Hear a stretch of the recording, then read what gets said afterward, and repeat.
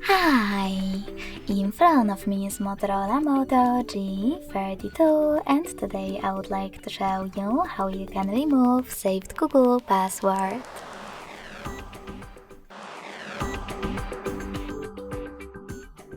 Begin by going into Devices Settings and scrolling down right away to access Google. Now, if you have more than one Google account added, click on it at the top and make sure that preferable one is on.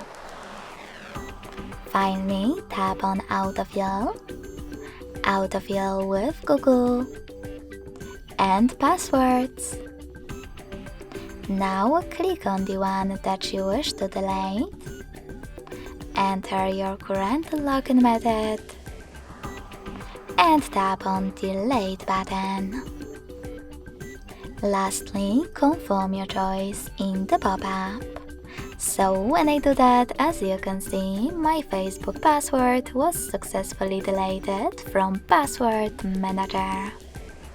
Thanks so much for watching. If you enjoyed this video, don't forget to leave a like, comment, and subscribe.